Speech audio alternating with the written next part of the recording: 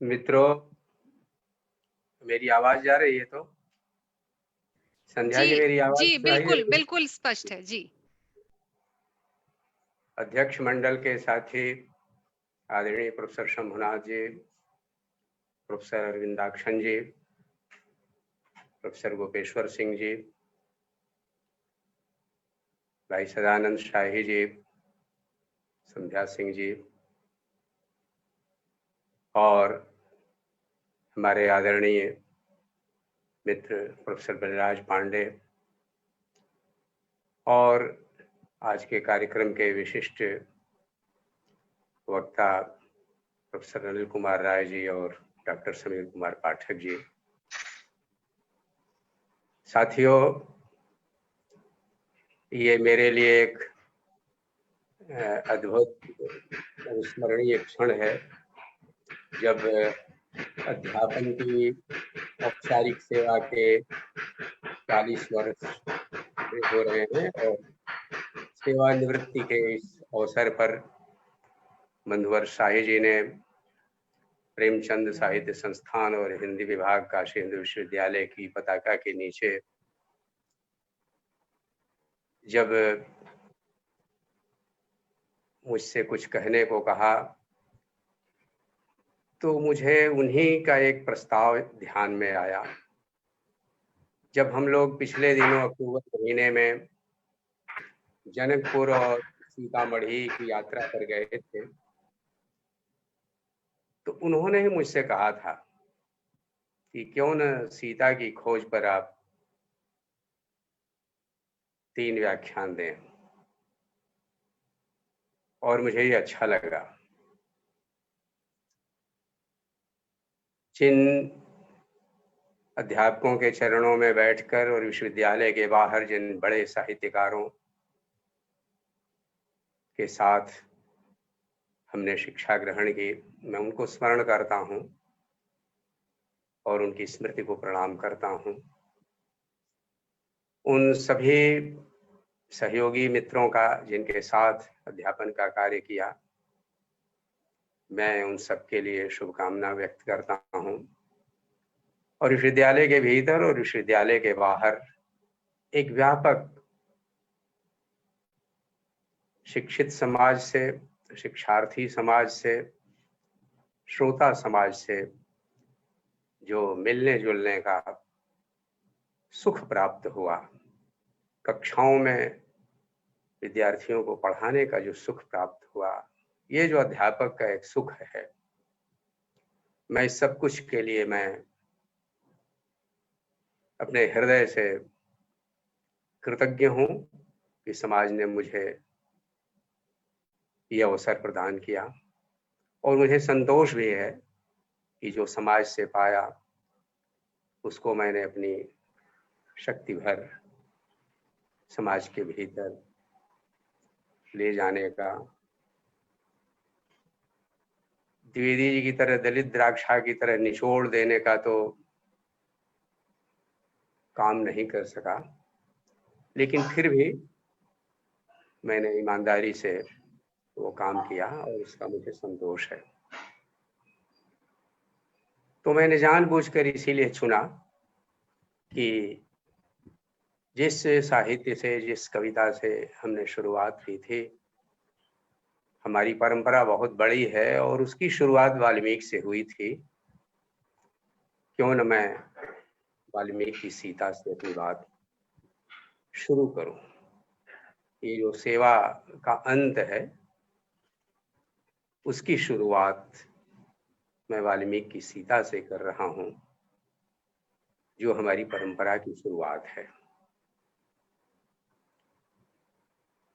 वाल्मीकि के मन में जब यह प्रश्न था और उन्होंने नारद से पूछा, कौन अस्मिन् सांप्रतम लोके गुणवान कश्य वीर्यवान, उन्होंने ढेर सारी कसौटियां बताई कि आज की तारीख में इस धरती पर कौन है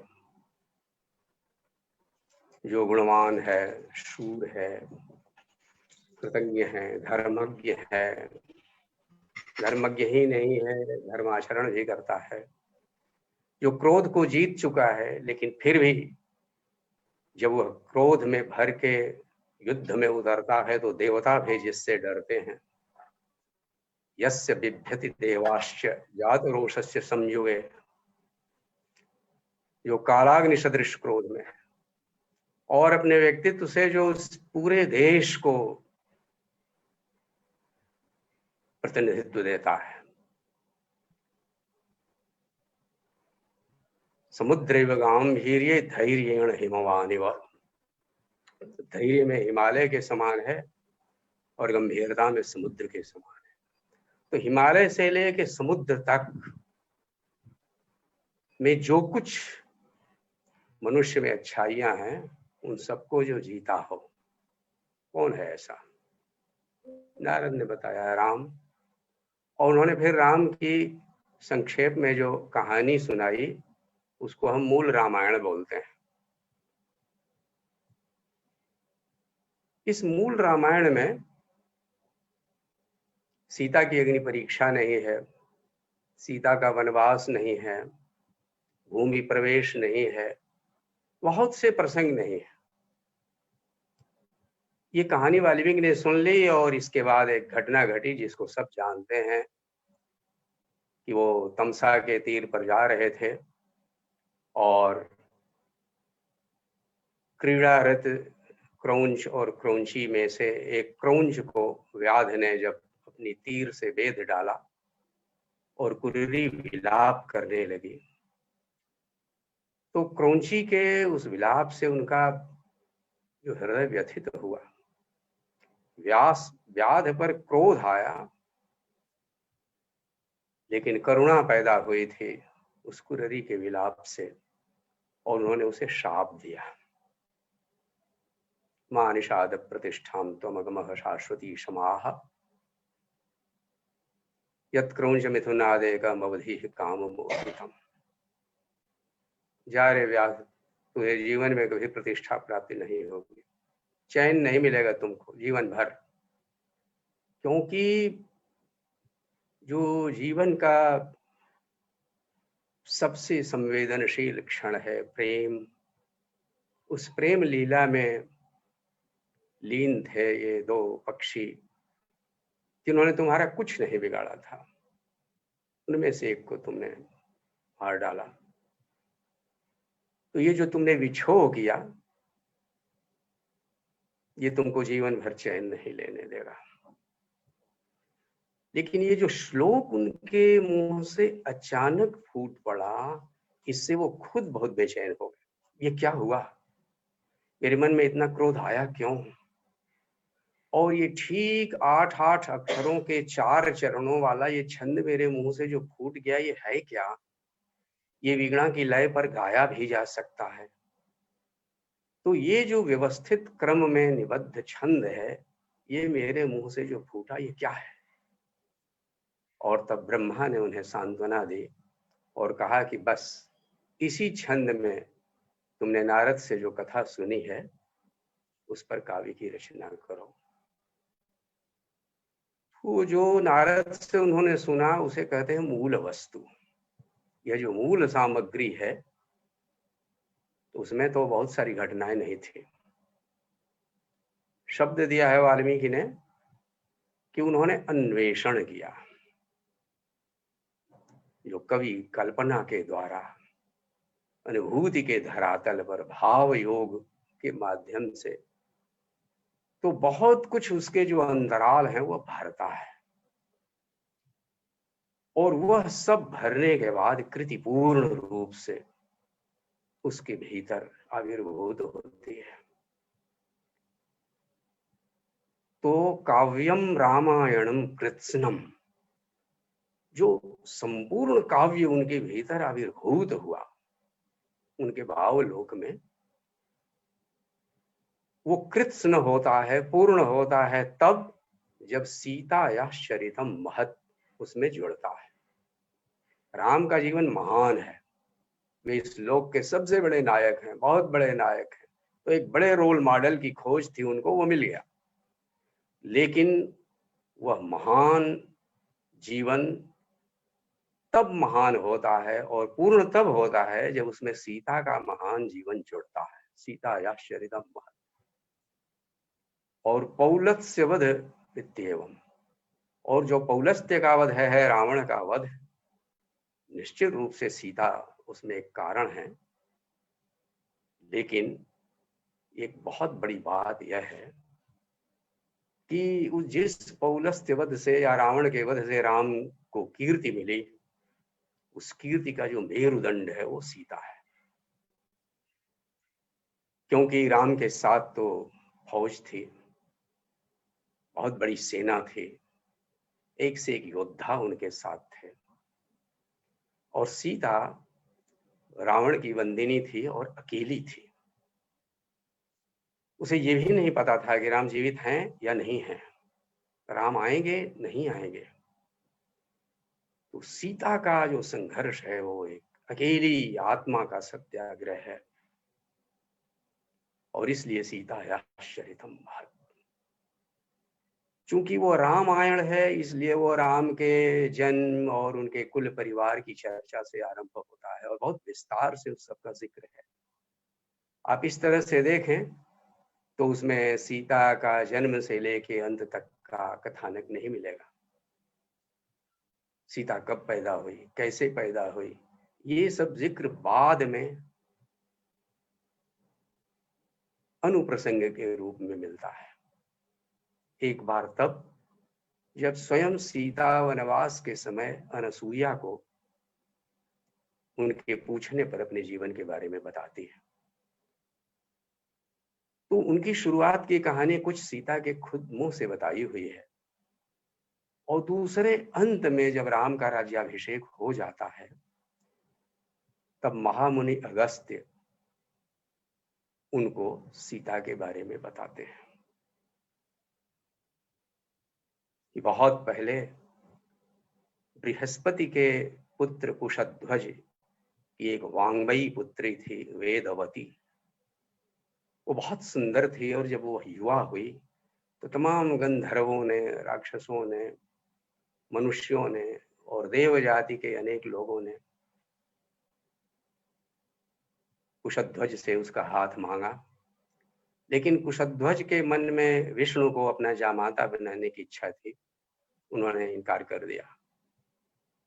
और तब शंभु नाम के एक राक्षस ने कुशध्वज की हत्या कर दी। और तब वेदवती ने व्रत लिया कि जो मेरे पिता का सपना था, अब मैं विवाह करूंगी तो विष्णु से ही करूंगी। और वो केवल तपश्चर्या का जीवन जीने लगी। और ऐसे ही समय कभी जो कुबेर पर भी विजय प्राप्त कर चुका था, त्रिकूट पर अपनी लंका बना चुका था, ऐसा रावण जब पुष्पक विमान पर विचरण कर रहा था तो उसने वन में वेदवती को देखा और वह मदन पीड़ा से व्यथित हो गया। उसने वेदवती से परिचय पूछा, वेदवती से अपनी काम्य व्यथा का बिल्कुल खुला इजहार किया। और वेदवती ने बड़ी सभ्यता से उसको उत्तर दिया कि आपको ऐसा नहीं करना चाहिए। अब तब रावण पुष्पक से उतर आया और उसने हाथ बढ़ा के वेदवती के केश पकड़ लिए। और तब वेदवती ने अपने हाथों को ही तलवार बनाकर अपने केश काट डाले। और वहां एक अद्भुत वाक्य आता है जो दुर्भाग्य से आज भी बहुत सही है। जब वह कहती है कि एक सती कन्या या स्त्री एक पापाचारी पुरुष के सामने कैसे असहाय हो जाती है और वो उसका प्रतिकार अकेले नहीं कर सकती, इसलिए मैं अब इस शरीर का अंत करती हूँ और अगले जन्म में लेकिन तुम्हारा नाश जरूर करूंगी। और वेदवती बाद में एक कमल से उत्पन्न हुई और रावण ने उसको वहां से भी उठा लिया और अपने घर में लाया। तब उसके एक हितैषी मंत्री ने उसे राय दी कि अगर ये कन्या घर में रही तो तुम्हारा नाश होगा, पूरे कुल का नाश हो जाएगा। तब रावण डर कर उसे समुद्र में छोड़ आया और फिर जल मार्ग से होती हुई वह कन्या उस यज्ञ भूमि के लिए छोड़ी गई। जो विशाल भूमि खंड था उसमें वो आ गई और राजा जनक जब हल जोत रहे थे खेत की हराई में, धूल से धूसरित वो कन्या उन्हें मिली थी। ये अगस्त्य ने राम को बताया कि वो कन्या सीता है। सीता ने स्वयं अपने मुंह से अनसुईया को बताया कि राजा हर्षवर्मा के 2 पुत्र थे, राजा जनक बड़े, उनके छोटे भाई कुशध्वज। मैं राजा जनक को जब कोई संतान नहीं थी तो यज्ञ भूमि का खेत जोतते समय मैं हराई में, हराई को संस्कृत में सीता बोलते हैं, सा सीता समुत्पन्ना सीतेति जनैरुरायुता। लोग उसको सीता इसलिए कहते हैं क्योंकि वो सीता से पैदा हुई थी। और फिर देवताओं ने कहा कि ये तुम्हारी कन्या है और जनक ने उसे अपनी पत्नी को दिया। तो सीता भूमि से आई थी और जनक की वह पहली कन्या हुई। दूसरी कन्या उनकी उर्मिला थी। सीता ने कहा हम दोनों का विवाह क्रमशः राम और लक्ष्मण से हुआ और मेरे चाचा जी कुशध्वज की कन्याओं का विवाह भरत और शत्रुघ्न से हुआ। बहरहाल ये जो पृष्ठभूमि है सीता की, ये पृष्ठभूमि की ही तरह आता है, कहानी के बीच में आता है और ये वाल्मीकि की रचना में कोई बहुत विशेष महत्व नहीं रखता। विवाह के बाद सीता अयोध्या में 10 वर्षों तक रहती है। जब उनका विवाह हुआ तो वाल्मीकि के अनुसार उनकी उम्र 6 साल थी, राम की उम्र 13 साल। और 10 साल अयोध्या में रहने के बाद वनवास की विपदा सामने आई। वास्तव में सीता का व्यक्तित्व उस समय व्यक्त होने का अवसर मिलता है। आमतौर पर जैसे कि लोहिया जी ने भारतीय चरित्रों में से द्रौपदी को चुना, सीता उनको नए युग के अनुसार बहुत उपयुक्त नहीं मालूम हुई। गांधी जी ने तो सीता को ही चुना था और गांधी जी ज्यादा सही थे, क्योंकि गांधी जी की जो सत्याग्रह की अंतर्निहित शक्ति है वो उनको भारतीय चरित्रों में सीता के भीतर मिलती है। जनक ने सीता का हाथ राम को देते हुए कहा था कि यह छाया की तरह तुम्हारा अनुसरण करेगी, लेकिन जब वनवास का प्रसंग आया तो सीता ने दिखा दिया कि वो छाया की तरह अनुसरण करने वाली स्त्री नहीं है। वह स्वयं जीवन में सही निर्णय लेने का विवेक रखती है और उसके लिए वो संघर्ष कर सकती है। राम का राज्याभिषेक होने वाला था और सीता उनको अपने द्वार तक छोड़ने आई थी। उन्होंने कहा कि बुलाया जा रहा होगा, कुछ इसी पर विचार विमर्श किया जाएगा, इसीलिए आपको बुलाया जा रहा है। और माता कैकेयी के भवन में आपको इसीलिए शायद बुलाया गया है, कोई जरूरी काम होगा। लेकिन जब उसने राम को उदास देखा, लौटे हुए राम को जब उसने उदास देखा, वो बहुत डर गई। और जब राम ने कहा कि मैंने तो निर्णय ले लिया है, पिता का आदेश है, मुझे वन जाना है, तो मैं केवल तुमको बताने आया। और वो क्या बताते हैं वो ध्यान देने की चीज है। राम सीधे यह बताते हैं, कभी तुम पहला संदेश, तुम अब भरत ही युवराज का, उनका अभिषेक युवराज पद पर भरत का होगा, इसलिए भरत के सामने तुम कभी मेरी प्रशंसा मत करना, क्योंकि जो भी समृद्धि एक बार प्राप्त कर लेता है वह अपने सामने किसी दूसरे की प्रशंसा पसंद नहीं करता। भरत अब राजा होंगे, इसलिए कभी भी तुमको उनके विप्रिय उनके कभी भी विपरीत नहीं कार्य करना है, तुमको उनके इच्छा के अनुसार रहना है। और बाकी सारी गृहस्थी के उपदेश देने में लेकिन एक चीज वह बार बार दोहराते हैं और अंतिम वाक्य भी यही कहते हैं कि तुम ऐसा कुछ भी न करना जिससे भरत को अप्रसन्नता हो। और राम का यह जो राजनीति कुशल या कहना चाहिए एक राजनीतिक परिवार के अनुरूप जो उनका परामर्श है वो सीता पर बहुत भारी गुजरता है और सीता बहुत दृढ़ शब्दों में उनसे बहस करती है और पहले मृदु शब्दों में मुझे भी वन जाना बहुत पसंद है, मुझे हरियाली बहुत पसंद है, मुझे सरोवरों के निकट और पक्षियों की कुलेल देखना बहुत पसंद है, फूल पत्ती बहुत विस्तार से वर्णन करती है कि मेरी खुद भी की भी बहुत इच्छा थी और आपने खुद भी कहा था कि हाँ, हमने जब जब इच्छा व्यक्त की थी तो आपने खुद स्वयं इसके बारे में स्वीकृति दी थी। तो हम स्वयं तपोवनों की ओर जाने वाले थे, ये अच्छा अवसर है आपके साथ में चलूंगी। और तब राम विस्तार से 20 श्लोकों में बताते हैं अतो दुःखतरम वनम, दुख ही दुख भरा हुआ है वन में। और उसके इतने जबरदस्त डिटेल्स हैं, उससे वाल्मीकि के अरण्यानी के अनुभवों का पता चलता है। वन में दुख ही दुख भरा हुआ है, बिच्छू हैं, सांप हैं, घनघोर विषैले मच्छर हैं, चारों ओर कटीली झाड़ियां हैं, बड़े बड़े अजगर और सर्प रास्तों में लेटे रहते हैं, बड़े ही झरनों को गरजते सुन करके सिंह गुफाओं में दहाड़ने लगते हैं, उस समय वहां ठहरना मुश्किल हो जाता है, रास्तों का पता नहीं चलता है, कई रास्ते ऐसे मिलते हैं जिसमें केवल जल के स्रोत ही नहीं मिलते, पानी पीना तक मुहाल होता है, कोई आदमी नहीं मिलता जिससे रास्ता भी पूछा जा सके। वन का बहुत विस्तार से वर्णन करते हैं।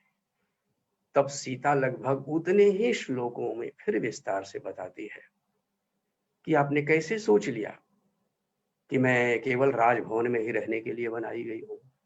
और फिर वह विस्तार से एक एक तर्क को काटती जाती है और बतलाती है कि नहीं, मैंने अगर व्रत लिया है आपके साथ रहने का तो दुख में भी आपके साथ रहना मेरा धर्म है।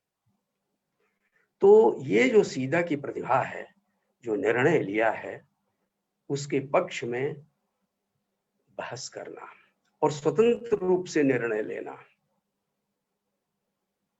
सीता ने एक जगह बहुत स्पष्ट शब्दों में कहा कि और आप मुझे शत्रुओं के हाथ में डाल के जा रहे हैं, यानी राजभवन का जो सुख है वह राम के बिना वहां शत्रुओं के बीच में उनके घेरे में रहने के बराबर है।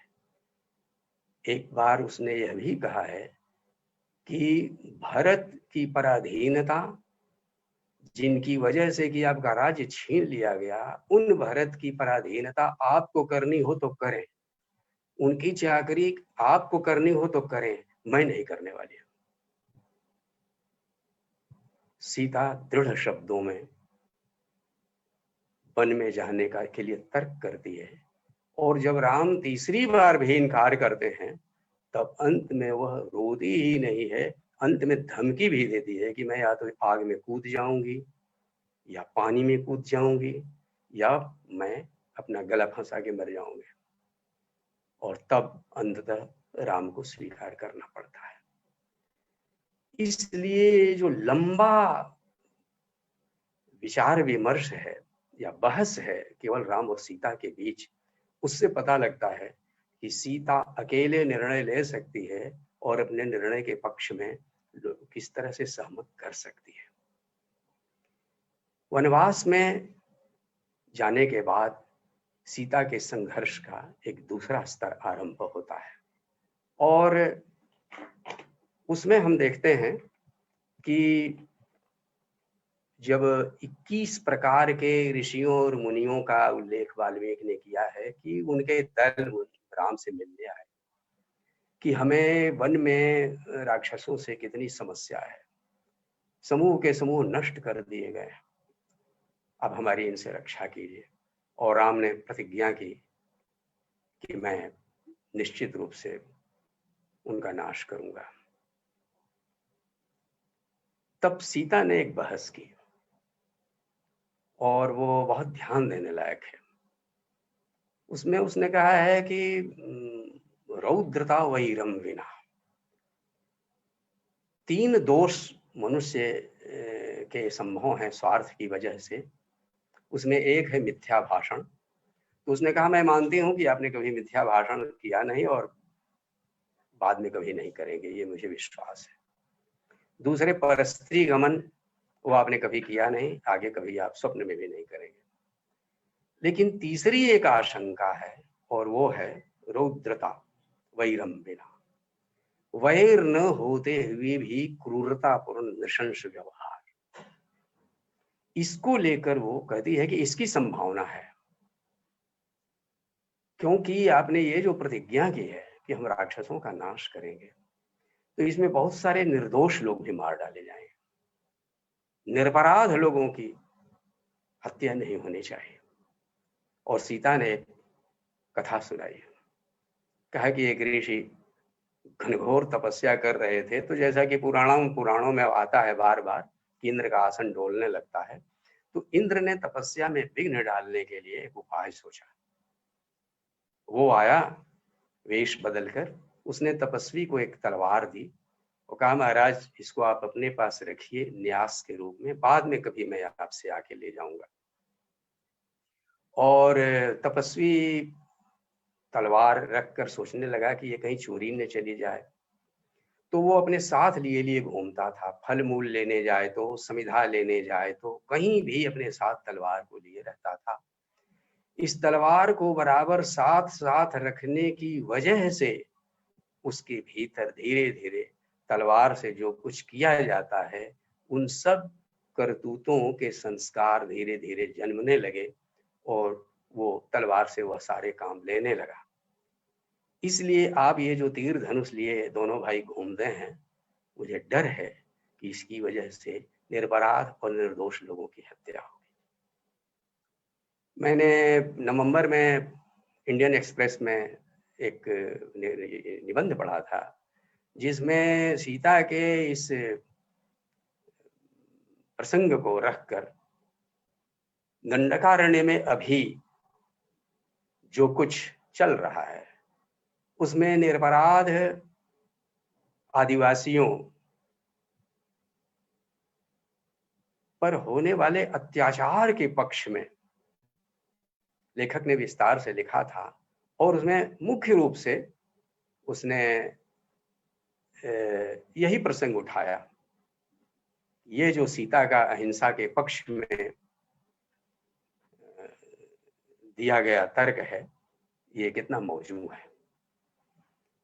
राम ने उसमें से अपने काम का एक अंश पकड़ लिया। सीता ने कहा कि क्षत्रिय अपने हाथों में तीर धनुष इसलिए लेके चलते हैं ताकि किसी भी दिशा से आर्त जनों की पुकार न सुनाई। आर्त जनों की पुकार सुनते ही उनके पक्ष में तलवार उठनी चाहिए। तो राम ने कहा कि आर्त जनों की पुकार पर ही हमने ये प्रतिज्ञा की है और मैं इसके लिए प्रतिबद्ध हूं और अपनी दी हुई बात से मैं पीछे नहीं मुड़ सकता। मैं लक्ष्मण का त्याग कर सकता हूं, तुम्हारा त्याग कर सकता हूं, लेकिन सत्य का त्याग नहीं कर सकता। और आगे चलकर ये जो राम ने बतलाया कि जो वन की परिस्थितियां हैं उसमें ये कितना जरूरी है आर्तजनों की रक्षा के लिए शस्त्र उठाना, ये आगे चल करके स्वयं व्यवहार की जो चीज तर्क से नहीं काटी जा सकती वो व्यवहार से अंततः साबित होती है। इंडियन एक्सप्रेस के उस निबंध के विषय में मैं ये कहना चाहूंगा कि पुराने काव्यों या पुराणों से जब भी हम कोई संदर्भ लेते हैं तो उनका उपयोग सर्वथा निरपवाद नहीं होता और उसके बहुत सारे खतरे होते हैं, क्योंकि कई बार शैतान भी बाइबिल के वचन उच्चारने लगता है। और रामायण में तो है कि रावण जो है बाकायदा वेद के वाक्य पढ़ता हुआ सीता की कुटिया में पहुंचा था। तो इसलिए हिंसा और अहिंसा की बहस के रूप में इस चीज को नहीं लिया जाना चाहिए, बल्कि उस प्रसंग को देखा जाना चाहिए, क्योंकि उससे पहले विराध की घटना घट चुकी थी। विराध ने अपनी लंबी भुजाओं से सीता को पकड़ के उठा लिया था और कहा था कि ये तो इतनी सुंदर कन्या है, इसे अपनी भार्या बनानी चाहिए और इन दोनों लड़कों को तो मैं खा जाऊंगा। तो कैसे विराध से रक्षा करनी पड़ी थी राम और लक्ष्मण को। तो ये प्रसंग सीता ने भुला दिया था। लेकिन इस प्रसंग की चर्चा खास तौर पर इसलिए कि सीता के पास इतना विवेक है कि वह किसी भी प्रसंग में एक स्वतंत्र निर्णय ले सकती हैं और उस पर बहस कर सकती हैं। वे केवल राम की छाया नहीं है।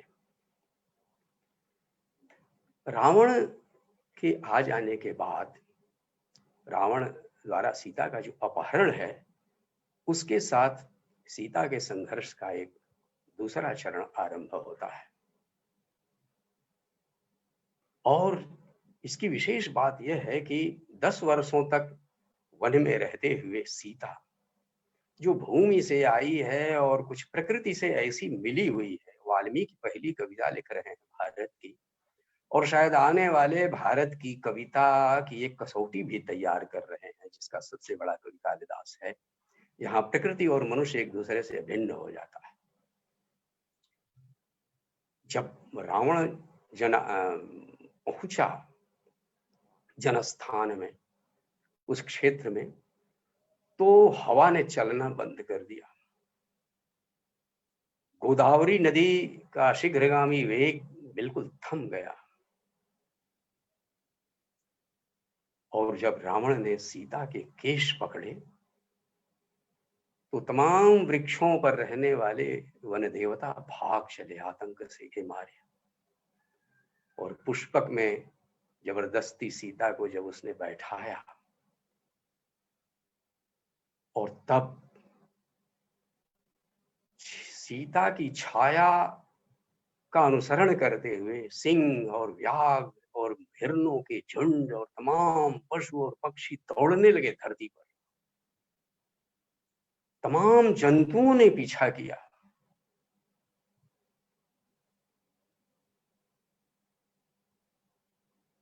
आगे चलने पर सीता के केशों के फूल नीचे गिर गए। उनके एक एक कर गहने छन आकर गिरने लगे। ऋषिमुख पर्वत पर जब उन्होंने 5 वानरों को बैठे हुए देखा, एक दुपट्टे में बांधकर उन्होंने अपने गहने गिरा दिए। लेकिन इससे पहले एक घटना घट चुकी थी। उन्होंने पेड़ की डाल पर बैठे हुए जटायु को देखा। उन्होंने जटायु को पुकारा कि तात, आप बहुत वृद्ध हो गए हैं, आप इस राक्षस का प्रतिकार तो नहीं कर सकते, लेकिन हाँ, आपने जो देखा है राम और लक्ष्मण को, उसका पता जरूर बताइएगा। लेकिन जटायु रावण से भिड़ जाता है और रावण ने जब उसके पंख काट डाले और धरती पर गिर पड़ा, सीता उसे लिपट जाती है। रावण ने फिर जब उसको उठाना चाहा, सीता एक एक पेड़ से लिपट लिपट जाती है और रोती है पेड़ों को लिपट लिपट के। और जब रावण ने फिर एक बार केश पकड़ा, एक बार पूरी वन प्रकृति एक बार फिर उसी तरह थर्रा जाती है। वो पूरा वर्णन जिसमें पूरी वन्य प्रकृति सीता के साथ सहानुभूति में इतनी शोक मग्न है और पूरी तरह चंचल हो उठती है, वो एक अद्भुत संसार है जो वाल्मीकि अपनी कविता में रचते हैं। राम और लक्ष्मण ने जब कुटिया के सामने जो कर्णिकार का वृक्ष है, कनेर का, जहाँ सीता फूल चुनती है, उससे कोई उत्तर नहीं मिलता, किसी वृक्ष से नहीं उत्तर मिलता। जब गोदावरी से पूछते हैं, गोदावरी से भी कोई उत्तर नहीं मिलता। तब उन्होंने हिरणों की ओर देखा और उन्हें लगा कि हिरने कुछ कुछ मुझसे कहना चाहते हैं, क्यों मेरी ओर बार बार देख रहे हैं। और जब वो हिरणों की ओर बढ़े तो हिरण आकाश की ओर अपना सिर उठाते हैं और दक्षिण की दिशा की ओर दौड़ पड़ते हैं। और इसी संकेत पर राम और लक्ष्मण दक्षिण दिशा की ओर चलते हैं। आगे चलने पर जब फूल मिलते हैं तो उन्होंने कहा, वायु ने, सूर्य ने और इस पृथ्वी ने मेरे प्रति सहानुभूति के कारण इन फूलों को सजो के रखा है, क्योंकि ये वे फूल हैं जो मेरे हाथों से लेकर सीता ने अपने केशों में लगा लिए थे। इस तरह पता पाते हुए जो राम आगे बढ़ते हैं, इसमें पूरी प्रकृति उनके साथ है। जल में रहने वाली मछलियां तक उसमें शामिल हैं। वृक्षों की बात तो अलग, पर्वत अपने शिखरों के बांह उठाए हुए पुकारते हैं और झरनों की आवाज में जैसे वे रोते हैं, तो पूरी प्रकृति जो उसमें शामिल है, यह एक विशेष बात है भारतीय कविता की, जो वाल्मीकि सीता के माध्यम से सामने आती है। जब पुष्पक विमान समुद्र के ऊपर से गुजरा तो नीचे जो ऊंची ऊंची लहरें समुद्र की उठ रही थी वो सहसा ठिठक गई, और जितने महावीन और बड़े सर्प थे वो सब के सब थम गए, उनकी गति रुद्ध हो गई। और सीता को अंतःपुर में रावण लाया। उनकी इच्छा न रहने के बावजूद उनको उसने सारे भवन, सारी चीजें, सारा वैभव और ऐश्वर्य घुमा घुमा कर दिखलाया। लेकिन सीता ने जो संघर्ष अपनी कुटिया से शुरू किया था, पहले उन्होंने वहां उसका आतिथ्य किया, आतिथ्य के बाद अपनी लंबी कहानी सुनानी शुरू की, जैसे वो प्रतीक्षा कर रही हूँ कि राम लक्ष्मण आ जाएंगे। वो पूरी बातचीत एक बहुत बुद्धिमती कन्या की ही बातचीत हो सकती है, जिसमें वह रावण को देर करके फंसाए रखना चाहती है। और अंततः वहां जिन शब्दों में वह रावण को फटकारती हैं, वो उनका पहला रूप है। ठीक वह डांट फटकार अंतःपुर में भी जारी रखती हैं, और तब रावण अशोक वनिका में उनको लाके रखता है। फिर राक्षसिनियों के पहरे में उनके भयानक आतंक, उनकी डांट डपट, उनकी धमकी, इन सब के बीच सीता जिस तरह अडिग रहती है, इसलिए यह जो उसका प्रतिकार है, इसका भी बहुत जबरदस्त मूल्य है, क्योंकि सीता अकेली है और उस अकेली का सत्याग्रह अंततः गांधी जी को भी बहुत प्रभावित करता है। इसमें सबसे बड़ी बात यह है कि रावण ने अंततः केवल बात का ही सहारा नहीं लिया, आतंक का ही सहारा नहीं लिया, भय और प्रलोभन के आगे भी जब उसने देखा कि सीता नहीं झुक रही है, तथा दुर्जिह्व को बुला करके राम का मस्तक कृत्रिम बनवाया और धनुष और बाण, और वह अशोक वनिका में लाकर सीता के सामने रख दिया गया कि प्रहस्त ने, आज जब सारी सेना राम की सोई हुई थी, तब प्रहस्त ने राम का सिर काट लिया। उनकी सारी सेना ध्वस्त कर दी गई है, इधर उधर वानर ऋषि सब भाग गए हैं, बाकी समुद्र में डूब गए हैं, और राम भी अब नहीं रहे। और फिर वह अपना प्रस्ताव दोहराता है। तो ये जो सीता का बाकुल विलाप है उस समय का, और हनुमान अशोक वृक्ष की डाली से यह सब देखने, ये जो देखना है, ये जो सीता का अकेले का ये सारा संघर्ष है, लेकिन उस अकेले में भी वहां भी उसकी एक सहानुभूति मिल जाती है। हनुमान के आने से पहले उसको एक खतरे से आगाह करती है सरमा, जो बतलाती है कि ये राम की एक माया है और ये माया का प्रयोग है, क्योंकि रावण के जाने के बाद ही वह मस्तक और धनुष बाण गायब हो जाता है। और हनुमान के आने के बाद एक दूसरी स्थिति आती है, जिसमें सीता के आगे अब इतना स्पष्ट है कि राम जीवित हैं, लेकिन वो एक लंबा प्रसंग है जिसमें हनुमान सीता को पहचानते हैं, क्योंकि उन्होंने सीता को कभी देखा नहीं। लेकिन सीता भी कैसे जाने कि ये माया नहीं है, हनुमान सही आदमी है। ये पूरा दोनों की तरफ से एक बहुत ही बुद्धि और विवेक का, एक भावुक क्षण में भी बुद्धि और विवेक का अद्भुत संयम वाल्मीकि की कविता में आपको देखने को मिलता है, जिसमें सीता दुपट्टे में बंधे हुए गहने में, जो दुपट्टा है उसके रंग से सीता की साड़ी का रंग मिलाते हैं। मन ही मन सोचते हैं कि कौन गहने उसने पहने हैं और कौन गहने उसने दुपट्टे में बांध के गिराए थे जो उसके शरीर में नहीं है, और इस तरह से वो पहचानते हैं। अंततः जब हनुमान सीता के सामने प्रस्ताव रखते हैं कि आप हमारी पीठ पर बैठिए और हम आज ही आपको राम के पास ले चलते हैं, और उसमें सीता जो स्वाभिमान पूर्वक इनकार करती है, उसमें भी सीता एक बुद्धिमती स्त्री है, इसका पता चलता है।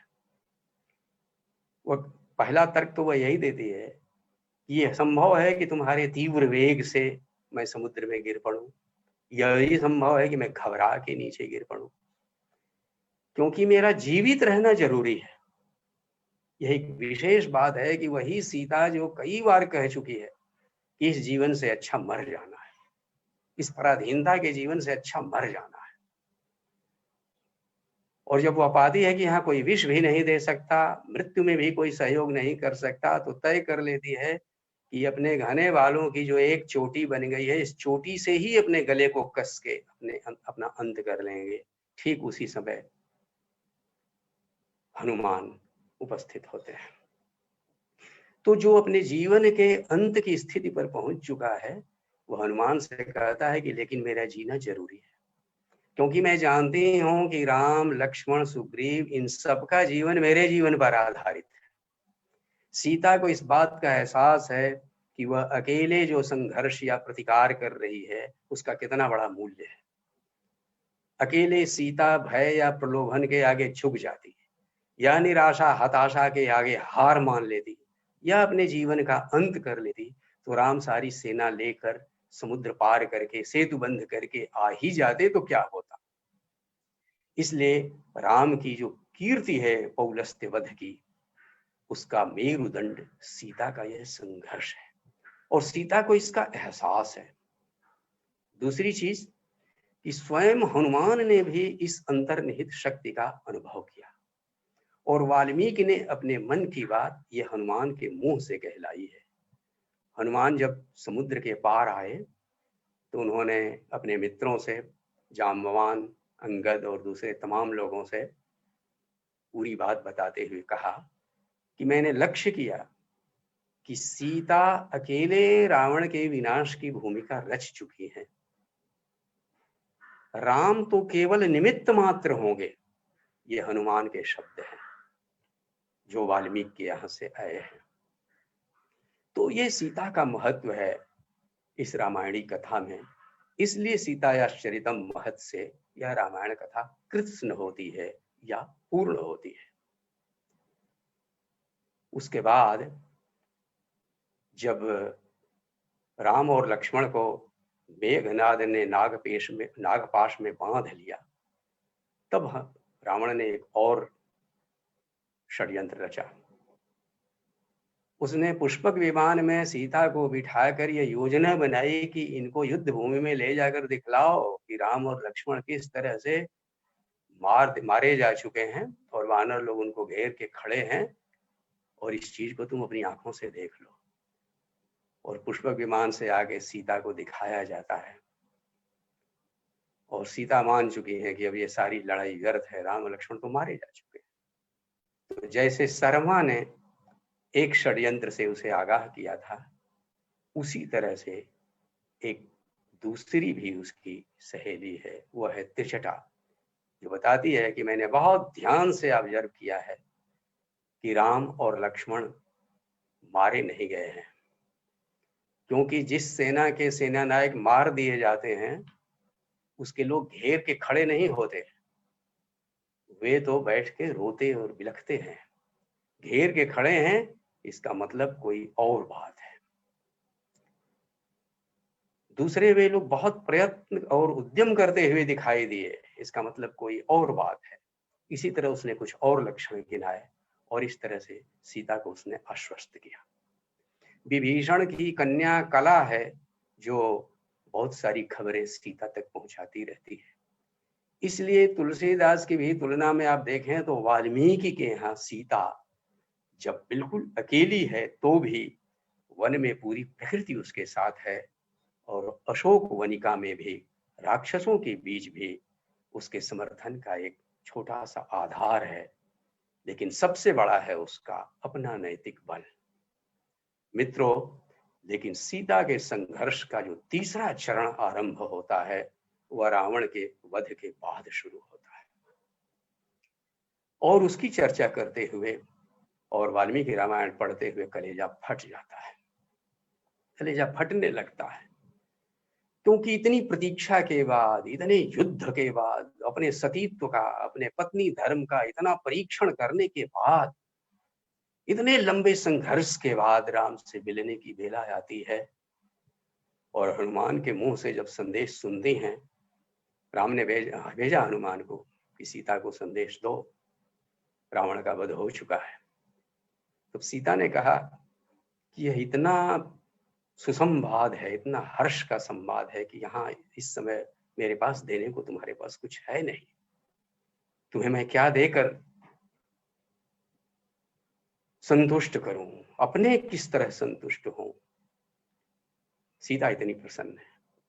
फिर लंका के नए महाराजा विभीषण के माध्यम से संदेश राम का जाता है कि राम आपसे मिलना चाहते हैं। और सीता शिविका पर बैठा के, पालकी पर बैठा के लाई जाती हैं। और विभीषण के अनुचर हटो बढ़ो करते हुए लोगों को जब हटाना बढ़ाना शुरू करते हैं तो राम सहसा क्रोध से भर उठते हैं। ये मेरे लोग हैं, इन लोगों को क्यों इस तरह सताया जा रहा है, हटाया बढ़ाया जा रहा है, इन सब लोगों को देखना दिया जाए, ये मेरे अपने लोग हैं। विभीषण तुम मुझे अपमानित कर रहे हो, और सीता को पालकी पर क्यों ले आओ, सीता को पैदल आने दो। और राम का उस समय का इतना क्रोध है, वाल्मीकि ने कहा है कि उस समय सुग्रीव, विभीषण, कोई भी उनके करीब नहीं जा सकता था। लक्ष्मण भी उन्हें जाकर थोड़ी देर के लिए शांत नहीं कर सकते थे। और शायद सीता ने भी उसको लक्ष्य किया। वे सिर झुकाए हुए धीरे धीरे सब लोगों के बीच राम के पास जाके खड़ी हो जाती है। और तब जब राम की क्रोध से भरी हुई वाणी फूटती है,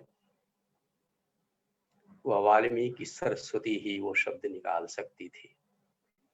बाद के बाद किसी कवि को हिम्मत नहीं हुई कि राम के मुंह से सीता के लिए वे शब्द निकाले। मैंने यह युद्ध तुमको पाने के लिए नहीं किया, तुम्हारे अपहरण से मेरे प्रख्यात रघुवंश पर जो कलंक लग गया था, उस कलंक का मोचन करने के लिए मैंने रावण का वध किया है। आज विभीषण का श्रम सार्थक हुआ, सुग्रीव का श्रम सार्थक हुआ, हनुमान का श्रम सार्थक हुआ, मेरा भी प्रयत्न व्यर्थ नहीं गया।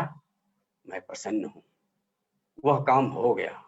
और अब बस तुम रावण के अंतःपुर में राक्षसों के बीच इतने लंबे समय तक रही, और उसके बाद मैं तुम्हें कैसे अपने पास रखूं।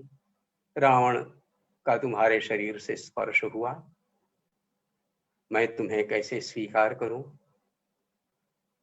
तुम अब स्वतंत्र हो, ये हैं दशों दिशाएं अब तुम्हारे लिए, तुम्हारे लिए सारे विकल्प खुले हैं मेरे सिवा। तुम लक्ष्मण से, विभीषण से, भरत और शत्रुघ्न से, सुग्रीव से, इनमें से किसी से, जिसके भी साथ रहना चाहो उनसे अपने जीवन की नई शुरुआत कर सकती हो। सीता पर किस तरह से ये शब्द मुझे, पूरी सभा सन्न थी। उस समय का जो वर्णन है कि कोई उनको सांत्वना तो नहीं ही दे सकता था, सब लोग लगभग पत्थर की तरह निश्चल। और उसमें फिर सीता ने रोते हुए जो राम का प्रतिवाद किया, सीता ने फिर उतने कड़े शब्द फिर अपने मुंह से नहीं निकाले। सीता ने कहा, एक बार उन्होंने वनवास के समय में जरूर कहा था कड़ा शब्द कि मेरे पिता ने तुम्हारे हाथों में जब मेरा हाथ सौंपा था तो क्या समझा था, तुम पुरुष थे या कुछ और थे? कहीं पुरुष के रूप में स्त्री के हाथों में तो हाथ नहीं सौंप दिया? तुम किस बात से डर रहे हो? वनवास में मैं तुम्हारे ऊपर भार नहीं बनूंगी। तो मेरी रक्षा करने में तुमको इतना किस बात का भय लगता है? लेकिन अब लंका में उनको कुछ कड़े शब्द बोलने पड़े। उन्होंने कहा कि आपने स्त्रीत्वम पुरस्कृतम, आपने भी पुरुषोचित बातें नहीं की हैं। आपने एक बेहद ओछे आदमी की तरह, जैसे एक ओछा आदमी बेहद ओछी औरत के लिए ओछे शब्द निकालता है, उस तरह की बातें आपने कही हैं। बहुत ही अनुचित बातें आपने कही हैं, ये आपको शोभा नहीं देती है। और सीता ने जो ये शब्द कहे उसका अंत इस बात से होता है कि अंततः वह फिर प्रकृति की शरण में जाती है और उसने अग्नि से प्रार्थना की, अग्नि से प्रार्थना की। अग्नि से प्रार्थना उसने की। एक बार प्रार्थना की थी उसने, जब उसने सुना कि हनुमान की पूंछ में आग जला दी गई है, तो उसने अग्नि से प्रार्थना की थी कि हे अग्नि तुम शीतल हो जाओ। और हनुमान ने अनुभव भी किया कि उनके पूंछ में लगी हुई आग सहसा शीतल हो गई है। एक बार फिर उन्होंने प्रार्थना की कि यदि मैंने मन वचन कर्म से राम को ही अपना सब कुछ माना जाना हो तो हे अग्नि तुम मेरी साखी भरो। ये अग्नि की शरण में सीता को इसलिए जाना पड़ा क्योंकि जो इतने मानवीय तर्क हैं वो सब निष्फल हो चुके थे। सीता ने कहा कि आपने जो अपराध मुझ पर लगाया है कलंक का, उसका संबंध शरीर से है, और शरीर वही वेदवती का तर्क। उसने कहा कि शरीर पर मेरा अधिकार नहीं था, रावण बलवान था, मैं उसके अधीन थी, मैंने अपनी इच्छा से रावण का स्पर्श नहीं किया, इसलिए शरीर तो मेरे अधीन नहीं था, लेकिन मन पर मेरा वश था, और वह मन मैंने आपके सिवा किसी और को नहीं दिया। अब इससे बड़ा दूसरा तर्क नहीं हो सकता था। मैंने जो जीवन भर प्रेम की साधना की, उस प्रेम का आपने अपमान किया। शब्द दूसरे हैं लेकिन अर्थ उसके वही है। और तब अग्नि ने तमाम देवताओं के समक्ष, क्योंकि वहां देवता भी उतर आए थे, और राम ने अग्नि में जाने से सीता को रोका नहीं। सबके समक्ष अग्नि ने सीता की पवित्रता का प्रमाण दिया। तब राम ने कहा, मैं तो जानता ही था कि सीता पवित्र है, देवताओं ने भी मुझे इसका कई बार प्रमाण दिया कि सीता पवित्र है, लेकिन मैं जनवाद भयात, लोकापवाद के भय से मैंने ये सीता की परीक्षा लेने की, मेरी ये मजबूरी थी ताकि लोग जान जाएं कि सीता पवित्र है। ध्यान दीजिए कि उस समय लोगों में जो भी वहां उपस्थित थे उनमें से किसी ने ये अपवाद नहीं लगाया था। किसी भी व्यक्ति ने दबी जुबान से भी ये सवाल नहीं किया था। ये राम के मन के भीतर ये जो डर था कि लोग ये सवाल उठा सकते हैं, उसके लिए उन्होंने यह कड़ी परीक्षा ली और इतने कड़े शब्द कहे, और सीता के कड़े प्रतिवाद के बावजूद उन्होंने अग्नि परीक्षा लेके ही छोड़ा, माना। और उसके बाद फिर उन्होंने सीता के प्रति अपनी प्रीति का और अपने विश्वास का जो वचन है वो उन्होंने दोहराया। अयोध्या में आने के बाद जो 3 या 4 महीने सीता के सुख के बीतते हैं, जो अग्नि प्रवेश है सीता का लंका में, वह अग्नि प्रवेश एक शुरुआत थी, भूमिका थी, जिसका अंत अंततः भूमि प्रवेश में हुआ। अयोध्या में जो सुख के 3-4 महीने बीते थे, जिसमें राम का राज्याभिषेक होता है, सभी मित्रों की जहां तहां विदाई होती है और राम के स्वागत में हर्ष उल्लास नृत्य गीत सब होते हैं, और इसी में सुख विहार करते हुए शिशिर काल बीत चलता है। और तब एक दिन धीमे से सीता राम को बतलाती हैं कि मैं गर्भवती हूँ, और राम अत्यंत प्रसन्न। संस्कृत में एक शब्द है दोहद, गर्भवती की एक विशेष जो इच्छा होती है, कोई खास, उसको दोहद कहते हैं। तो राम ने तुरंत पूछा कि तुम्हारी कोई खास इच्छा है? तो सीता ने कहा मेरी एक इच्छा है कि गंगा के तट पर ब्रह्मर्षियों के जो तपोवन हैं, तो उन आश्रमों में कभी जाऊं मैं, और कम से कम एक रात्रि रहकर वहां निवास करूं, ये मेरी इच्छा है। और अगले दिन राम जब मित्रों के साथ हास परिहास कर रहे हैं, उस हास परिहास के बीच उन्होंने एक मित्र जिसका नाम भद्र है, उन्होंने उससे पूछा, बताओ तो भद्र, भरत और शत्रुघ्न के बारे में, मेरे या सीता के बारे में लोग क्या क्या बातें करते हैं, आजकल जनता में क्या क्या चल रहा है? उन्होंने कहा सब कुछ बहुत अच्छा चल रहा है, रावण वध की बात होती है, लंका पर जो विजय हुई उसकी बात होती है, आपने वानरों, रीछों और राक्षसों पर एक साथ अपने समर्थन का आधार विस्तृत किया, इसकी बात होती है। उन्होंने कहा नहीं नहीं, हम लोगों के बारे में जो कोई बुरी बात होती हो वो तुम बताओ, और निर्भय होकर बताओ। और तब भद्र ने बताया कि लोग इस बात की चर्चा करते हैं कि सीता इतने दिन रही और इसके बावजूद राम ने अपने साथ रख लिया, पता नहीं सीता के साथ रहने का जो सुख है वो कैसे वो अनुभव करते हैं, और कैसे उन्होंने अपने घर में रख लिया। अगर यही हाल है तो हम लोगों को अपने घरों में भी इसी तरह से इस तरह की घटनाओं को सहन करके रहना पड़ेगा, क्योंकि जैसा राजा करता है प्रजा उसका अनुवर्तन करती है। फिर राम ने तखलिया किया, मित्रों को विदा किया, और फिर उन्होंने दूत के जरिए लक्ष्मण, भरत, शत्रुघ्न को बुलवाया। उस समय राम की आंखों से आंसू बह रहे थे। उन्होंने सीता से कोई परामर्श नहीं किया, उन्होंने सीधे कहा कि मेरी बात ध्यान दे के सुनो, और मेरी बात का कोई प्रतिवाद नहीं करेगा, मेरी बात होनी ही होनी है, ये जान करके सुनो। सीता के बारे में एक अपवाद लोगों में फैला हुआ है, और इसलिए लक्ष्मण तुम सुबह सुमंत को लेकर रथ में सीता को लेके जाओ, और गंगा के तट पर जो वाल्मीकि का आश्रम है वहां सीता को तुम छोड़ो। और लेकिन खबरदार, मेरी बात का उल्टा बिल्कुल नहीं होनी चाहिए, मुझे कोई परामर्श नहीं दिया जाना चाहिए, और हमारे भाइयों में से अगर किसी ने भी इसका विरोध किया तो हमेशा के लिए मेरा शत्रु हो जाएगा।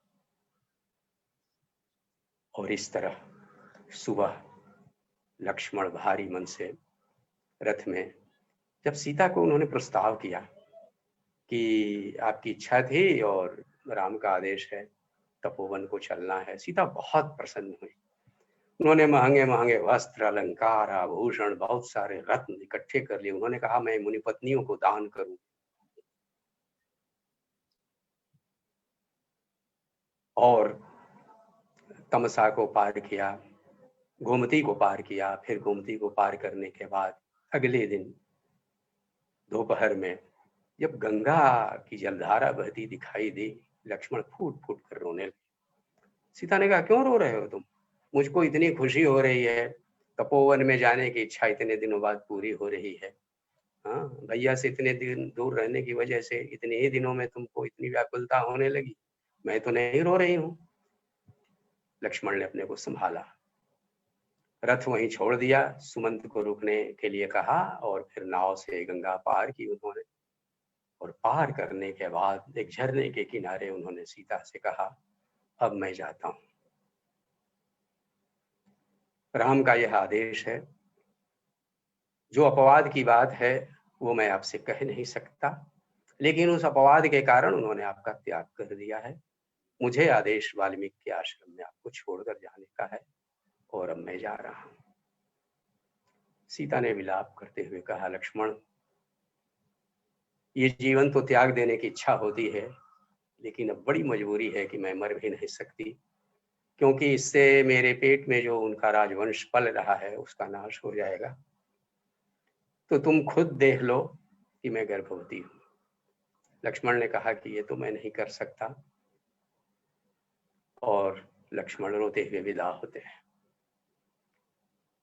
वो बार बार मुड़कर सीता को देख रहे हैं। सीता धूल में लौट रही है, तड़प रही है। वो रथ पर भी मुड़ मुड़ कर देखते रहती है, और रथ जब तक ओझल होता जाता है तब तक वो देखते रहते हैं। वो सीता निर्झर के किनारे जब विलाप कर रही है, तब मुनि कुमारों से संवाद वाल्मीकि तक पहुंचता है, और वाल्मीकि तुरंत यह लेकर के पहुंचते हैं और सीता से कहते हैं कि बेटी, मैं सब जान चुका हूं, मुझे सब पता है, राम ने तुम्हारा त्याग कर दिया है। तुम चलो, यहाँ पास ही मेरे आश्रम के पास मुनि पत्नियां रहती हैं, कुछ तापसियां रहती हैं, वे पुत्री की तरह से तुम्हारा पालन करेंगी और तुम निर्भय होकर के रहो। और वो ले आए। बहरहाल ये उसके बाद जो एक दूसरा जीवन शुरू होता है सीता का,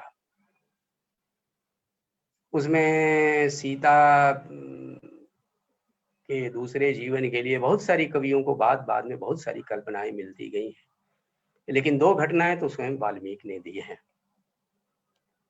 और उसमें से एक यह है, जो सीता को कुश और लव पैदा होते हैं, उस रात को शत्रुघ्न लवणासुर का वध करने के लिए जा रहे हैं, उस आश्रम में रुके हुए हैं।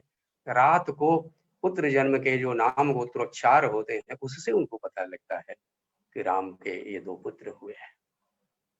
लेकिन वो फिर यात्रा पर निकल जाते हैं मथुरा, जहाँ लवणासुर का वध करके उन्होंने मथुरापुरी बसाई, और 12 वर्षों बाद फिर लौटे।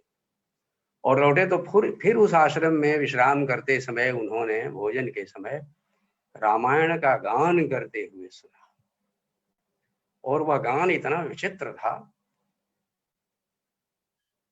कि सब लोग मुग्ध रह गए, उनके साथ की सेना भी मुग्ध रह गई, लेकिन वे लोग शिष्टाचार के कारण वाल्मीकि से कुछ पूछ नहीं पाए। लेकिन अंतिम प्रसंग वह है राम के अश्वमेध जो नैमिषारण्य में यज्ञ का विशाल मंडप बनाया गया, जिसमें राम का दरबार भी बनाया गया, यज्ञ के ठीक वेदिका के पास, और तमाम ऋषियों के लिए पर्णशालाएं भी बनी, और वाल्मीकि ने आकर उसमें अपनी पर्णशालाएं डलवाई और अपने शिष्यों के साथ उसमें पधारे, और उन्होंने लव और कुश से कहा कि तुम लोग तमाम वीथियों में और ऋषियों के जो मंडप बने हुए हैं उनमें और गलियों में चारों तरफ और राजपुरुषों के बीच सब तरफ, और विशेष रूप से जो यज्ञ वेदी बनी हुई है वहां ऋत्विजों के समक्ष, और जो राम का दरबार बना हुआ है वहां उस द्वार पर विशेष रूप से तुम वीणा बजाते हुए इस रामायण कथा का गान करो, लेकिन फल मूल के सिवा कुछ भी तुम ग्रहण मत करना। रत्न मिले, कुछ भी उपहार मिले, तुम्हें ग्रहण नहीं करना। हम वनवासी हैं, हमको इस सब चीजों से क्या लेना देना, कुछ भी नहीं लेना देना है। और कोई पूछे तुम किसकी संतान हो, तो इसके सिवा तुम कुछ मत बताना कि हम वाल्मीकि मुनि के शिष्य हैं। और कुश और लव ने गान शुरू किया। वो वीणालय संवीणा तंत्री लय समन्वितम करके बहुत उसकी विशेषताएं बताई गई हैं। उसमें अनेक पारिभाषिक पद आते हैं, यानी कि संगीत विधा के नियमों के अनुसार भी वह पूरी तरह से लयबद्ध थे, स्वरबद्ध थे। और एक दिन में 20 सर्ग उन्हें सुनाना था, उन्होंने सुनाया। विशेष रूप से राम ने जब सुना तो उन्होंने बालकों को बुलाया, और जाहिर है कि उन्होंने बताया हम वाल्मीकि मुनि के शिष्य हैं। वो तो यही यज्ञ मंडप में पधारे हुए हैं, और आप अगर सुनना चाहते हैं विधिवत तो आप यज्ञ से थोड़ा फुर्सत का समय निकालें, लेकिन रोज थोड़ा बैठना पड़ेगा। 20 सर्ग हम रोज सुनाते हैं। और फिर उन्होंने कथा सुनानी शुरू की। उस कथा के ही माध्यम से एक दिन राम को पता चला, उस काव्य गान के माध्यम से इस संदर्भ का पता चला कि ये दोनों सीता के जुड़वे पुत्र हैं। तब राम ने दूतों को आदेश देकर वाल्मीकि के पास संदेश भेजा कि वाल्मीकि से कहो कि सीता अपनी पवित्रता का प्रमाण जनता के बीच इस यज्ञ भूमि में प्रस्तुत करें। जबकि यज्ञ भूमि में कांचनी सीता, एक सीता सोने की बनाई गई थी और उसको बाईं बगल में बैठा के ऋत्विज लोगों ने जो कर्मकांड था वो किया था।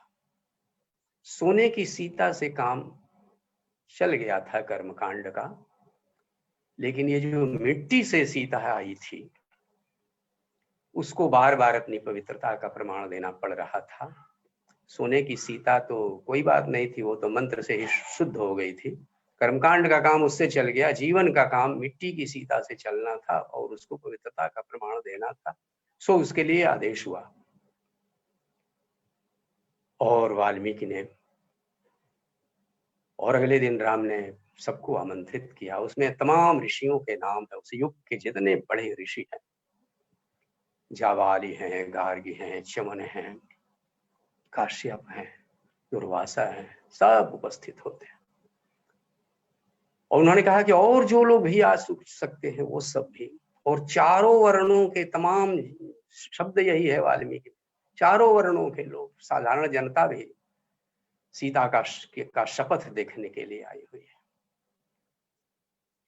और वाल्मीकि के पीछे पीछे चलता सीता जब प्रवेश करती है, सिर नीचा किए हुए, आंखों में आंसू भरे हुए, और तब वाल्मीकि ने जो कहा, मैं प्राचेतस प्रचेतस वरुण का 10वां पुत्र, मुझे याद नहीं कि जीवन में कभी मैंने झूठ बोला हो। मैं आज सत्य सत्य कहता हूं कि सीता पवित्र है और कुश और लौ इसी सीता के पुत्र हैं। मैंने हजारों वर्षों तक कठोर तपस्या की है और मैं अगर सत्य कहता हूं तभी मेरी इन तपस्याओं का फल मिले। अगर मेरी ये बातें सत्य न हो तो ये सब की सब निष्फल हो जाए। मैं सत्य कहता हूं, राम की कुश और लौ आपके पुत्र हैं और सीता पवित्र है।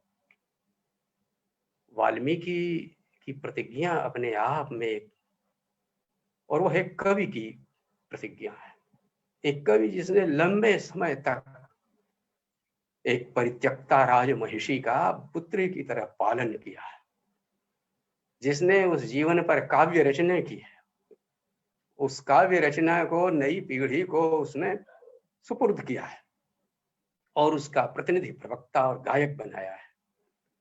और फिर उस मिट्टी से आई हुई राजमहिषी पुत्री के मिट्टी की, धरती की बेटी के पक्ष में फिर कविता बोलती है।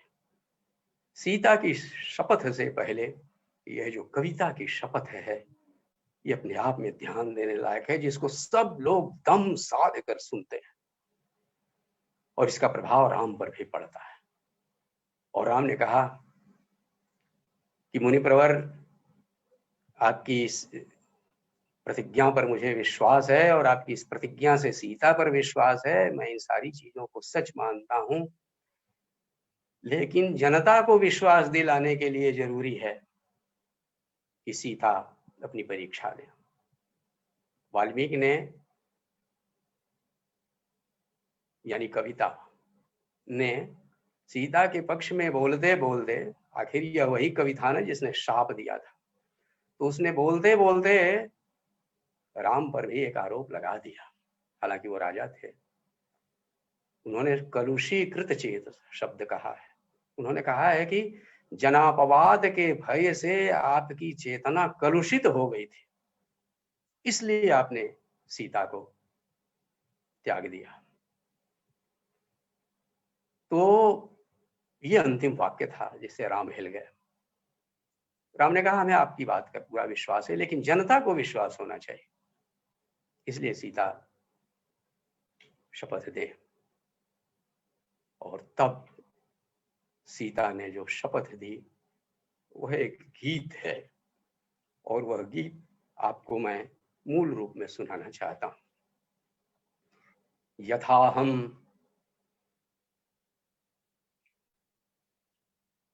यथाहम राघवादन्यम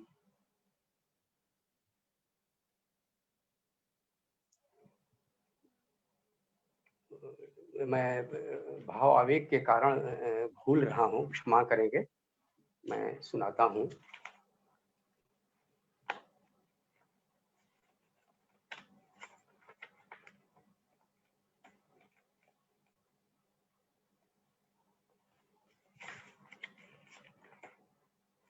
यथाहं राघवादन्यं मनसापि न चिन्तये तदा तथा मे माधवी देवी विवरं दातुमर्हति। मनसा कर्मणा वाचा यथा रामं समर्चये तथा मे माधवी देवी विवरं दातुमर्हति। तथैतं सत्यमुक्तं मे वेद्मि रामात् परं न च तथा मे माधवी देवी विवरम दातुमर्हति। यदि मैंने राम के अतिरिक्त किसी अन्य पुरुष का चिंतन नहीं किया तो माधवी देवी पृथ्वी धरती माता मुझे विवर प्रदान करें। यदि मैंने मन कर्म और वचन से उनकी समर्चा की है, सम्यक शुश्रूषा की है, तो यह धरती माता मुझे विवर प्रदान करें। यदि यह जो मैंने कहा है वेदमी रामात् परम न च, मैंने राम से अधिक बढ़कर किसी को नहीं माना, तो जो मैं कह रही हूं अगर सत्य है तो यह धरती माता मुझे विवर प्रदान करें।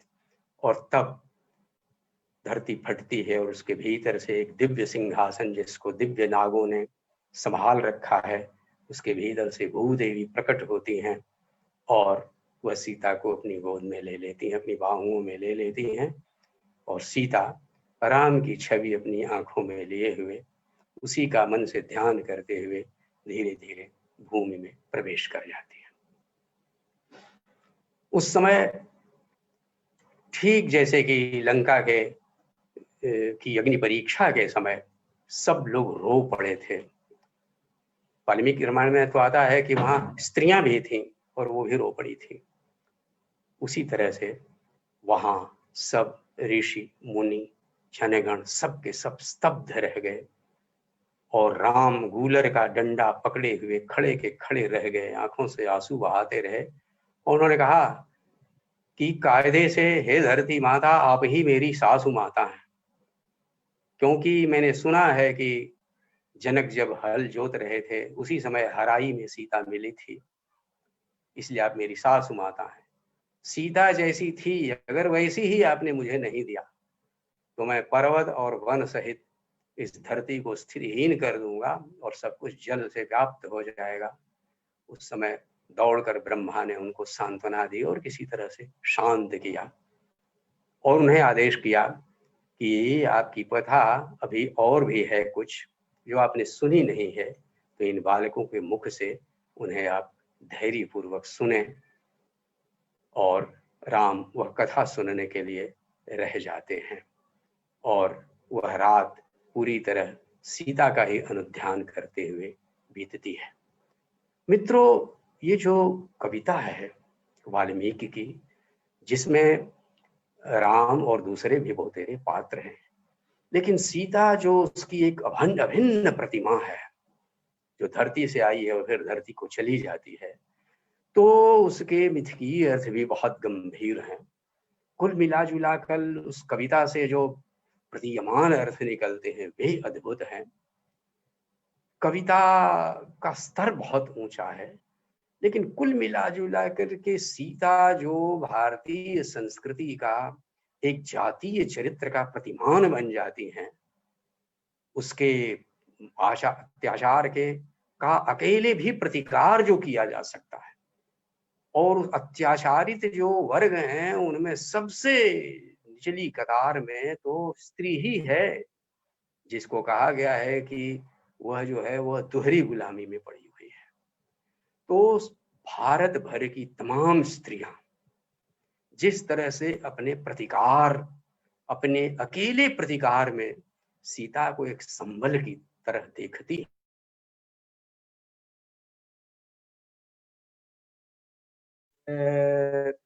हम लोग जब मॉरिशस गए थे तो वहां भी हम लोगों ने देखा कि सीता का जो ये प्रतिमान है वह किस तरह से लोगों के हृदय में बैठा हुआ है।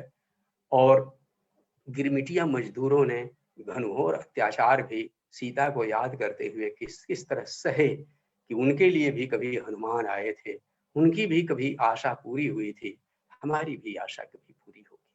तो सीता एक अडिग आशा, एक उत्साह का, विपत्ति में भी धैर्य का और गृहस्थी में भी एक पवित्र जीवन का और जीवन भर संघर्ष में भी अडिग बने रहने का जो प्रतिमान है, एक आदर्श प्रतिमान है। और वो प्रतिमान कविता से आया है, वो किसी भी दर्शन से बड़ा है और वो भारतीय स्त्रियों के हृदय में तो बैठा ही है। भारतीय जन संस्कृति के कहना चाहिए कि वो जो अनेक संस्कार हैं उनमें वो बैठा हुआ है। इसीलिए आगे चल करके विभिन्न कवियों में भी सीता की यह जो छवि है वो बार बार आती है। वाल्मीकि ने जो सांचा बनाया था वो तो उनके सामने था, लेकिन बाद के सब कवियों को सीता का अग्नि प्रवेश और भूमि प्रवेश यह दोनों ही बहुत खटका था। सबको राम के कंठ से निकले हुए जो कड़े बोल थे सीता के लिए वे खटके थे। इसीलिए बाद के सब कवियों ने उस सब कुछ को परिमार्जित किया है, अपने अपने ढंग से मानसिक पूर्ति की है, अपने अपने ढंग से उसमें कुछ जोड़ा है, अपने अपने ढंग से उसको संवारा है। लेकिन सीता के प्रति उनकी जो सहानुभूति है वो बहुत गहरी है। और इस तरह से संस्कृत साहित्य से होते हुए तमाम भारतीय भाषाओं में और हमारे लोक साहित्य तक में सीता जो चली आई है उससे पता लगता है कि वाल्मीकि ने, उनकी कवि कल्पना ने यह एक कैसी अमर नारी प्रतिमा रच दी थी। क्योंकि सीता जितनी नारद की बताई हुई कहानी में थी, वाल्मीकि कविता में उससे वो ज्यादा भव्य हैं, ज्यादा दिव्य हैं, वह प्रतिमा ज्यादा भरी हुई दिखाई देती है। वह कवि कल्पना की देन है और इसलिए वास्तव में ये कवियों की, साहित्यकारों की बड़ी देन है भारतीय संस्कृति को कि उन्होंने अपने आदर्श चरित्रों के माध्यम से कुछ ऐसे जीवन की ज्योति जलाई जो वो भारतीयता का आदर्श बन गए। अत्याचार के सामने भी झुकना नहीं, अत्याचार के सामने भी अपनी आंतरिक शक्ति से अडिग बने रहना, जो शरीर की सीमा है उस सीमा को मानते हुए भी हार न मान जाना, बल्कि संघर्ष में डटे रहना। जिसके लिए निराला ने कहा था, हार हार कर जो जन जीता, सत्य तुम्हारी गाई गीता। तो ये जो सत्य के मार्ग पर चलते हुए जो गीता लोगों ने सांस सांस गाई थी वो सीता के स्वरों में गाई गई थी। और इसीलिए मुझे बहुत अच्छा लगा कि अपनी सेवा के औपचारिक निवृत्ति काल के इस अवसर पर मैं अपने मित्रों से, जिन्होंने जीवन में साहित्य का अवगाहन किया है, हमारे ज्येष्ठ प्रोफेसर शंभुनाथ जी, भाई गोपेश्वर सिंह जी और प्रोफेसर अरविंदाक्षन जी ने, इन्होंने साहित्य की बड़ी गंभीर सेवा की है, लंबे समय तक सेवा की है और ये लोग अध्यापन के क्षेत्र में रहे हैं। मेरी इच्छा हुई कि हमारे साथ के जो संगी साथी हैं और जो हमारे विद्यार्थी रहे हैं, हमारे जो दोस्त हैं, उन सब लोगों तक मैं सबसे पहले इस साहित्य के माध्यम से जो हम लोगों ने पहली चीज सुनी थी और जिसको हम लोगों ने सांस सांस जीते हुए लोगों के मुंह से सुना था। मैं आपको ये भी बता दूं, हालांकि इस अवसर पर व्यक्तिगत बात नहीं कहनी चाहिए, मेरी माँ का नाम था जानकी और वो तिझरिया वेला में रामचरितमानस का पाठ किया करती थी, गाकर सस्वर पाठ करती थी। तो मैं ये भी मानता हूँ कि बालपन से हमने जो कविता सुनी वो यही रामायणी कथा की कविता थी। तो ये जो कविता है और इस कविता से निकली हुई जो ज्योति है, उसी ज्योति के की छाया में हम लोगों ने जो कुछ हमसे हो सका हमने किया। इस अवसर पर मैंने सोचा कि वो अनुभव मैं आपसे साझा करूं। मुझे इस बात की खुशी है कि इस अवसर पर हमारे ये सब साथी यहाँ मौजूद हैं। मेरी वजह से कुछ विलंब हुआ, मैं इस सब के लिए क्षमा मांगता हूँ और आप सबके प्रति हृदय से कृतज्ञ हूँ। बंधुवर सदानंद शाही के प्रति, बंधुवर प्रोफेसर बलराज पांडे के प्रति, आदरणीय बहन प्रोफेसर रामकली सराफ के प्रति, आदरणीय बहन चंद्रकला त्रिपाठी जी, इस अवसर पर अगर ये ऑनलाइन नहीं होता, कुछ दूसरे ढंग से होता तो हमारे विश्वविद्यालय के और सारे हमारे बहुतेरे मित्र वर्ग हमारे सामने होते। मैं उन सब लोगों को स्मरण करता हूँ और आप सभी मित्रों को नमस्कार करता हूँ। नमस्कार।